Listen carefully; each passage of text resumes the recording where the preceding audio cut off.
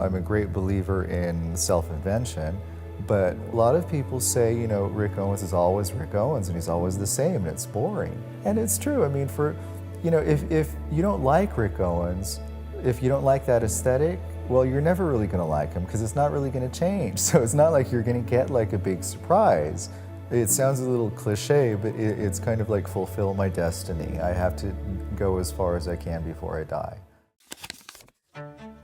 Temple of Love is a title invented by Rick Owens himself to define its exhibition at the Palais Galliera. First, because the size and the architecture of the museum recalls to him a temple, and secondly, because Temple of Love is the song of the Sisters of Mercy, the rock band, and Sisters of Mercy is the name of the three big sculptures that are on the facade of the museum. My main reference is usually architectural. I mean, it's always very reassuring to see something that defined in that kind of eternal. It has such a distinct signature and consistency, so that always reassures me. Rick Owens is an American designer from Mexican descent who starts showing his collection in his own name in Los Angeles, in Hollywood, at the beginning of the 1990s, and was settled in Paris in 2003. He's still active today, and is a designer, of course, who loves black color, and we love this strange silhouette inspired in the 1930s with a mix of glamour and grunge in the 90s, and that's why the journalist has invented the word grunge to define his work. I was thinking about the 30s all the time. I had a very languid silhouette that I proposed in a distressed, softened way. And then the men's developed into something. I'm thinking of very simple clothes that have a sense of something a little bit regal about them in the exaggerated drape and proportions. This exhibition shows a moment in 2025 since its beginning, in the beginning of the 90s, and show this evolution as an inspiration for a new generation of designers and for young people here who could discover that being singular, being original, being true to yourself through rigorous work is actually the path to success in fashion. I have a list. Okay, first, learn how to make clothes. Don't do sketches and collages, because that's bullshit. I mean, anybody can do that. You have to learn how to make clothes. And then the other thing is, you have to shut up and work and work and work all the time. Your character or your talent will emerge. For better or for worse, your identity, your personality, your vision, whatever, as long as you work and work and work and make enough things to choose from, you'll be able to have an edit, you'll be able to edit something that becomes who you are. Rick Owens is a pattern maker. You have some designer who draw, you have designer who are stylists, and you have then the pattern makers. And pattern makers think like sculpture. They construct the clothes directly with the fabric. That's why the fabric is so important here. And Rick Owens had the 3D vision of the human body, not meant for the screen, but for the real life. And that's why the materiality of the fabric are so important in the beginning. And also the sensuality of the fabric also, something which is very soft. There's a lot of wool, a lot of cashmere also. My aesthetic is so narrow in a way and so specific that I think the first couple of shows will be nice, but after that it's not going to move very fast. And it's not going to move fast enough to satisfy the fast pace of fashion. If I expose it like that, I run the risk of burning it out really fast, whereas if I don't expose it, my aesthetic might last in a very quiet way for a very long time. And I'm very proud that the fashion system or the fashion world that is very fast has decided to tolerate a designer like me who moves very slow. Of course, black is dominant, but white is a very important color because it reflects all the admiration he has for the mystic, for the Catholic religion, and for the rituals, which is very important. But the public will discover a much more colorful palette with his most recent silhouette here in the second room dedicated to his Paris show. There's no walls constructed in the show. This is something we created from room 1, which is very inspired by very Wagnerian opera scenography, something much more dramatic. When room 2 is very open to the exterior, is open to natural light, which is something brand new for a fashion museum. All the risk you could have with natural daylight, like fading the materials, are actually part of Rick Owens' process. He wants his clothes to have his patina. He wants the clothes to reflect the experience they went through. I think the fashion world has had to become a lot more sophisticated just because it's a lot more competitive. And clothes aren't enough anymore. Now you have to have something a lot more personal and intense than just good clothes. He's known as a prince of darkness, but that's actually, for me, a cliche because, of course, he's mastering this image, but he's also someone very attired and very caught by the light and very also open to the weirdness, open to the strangeness, and most of all, attired by the inclusivity and the diversity of the humankind.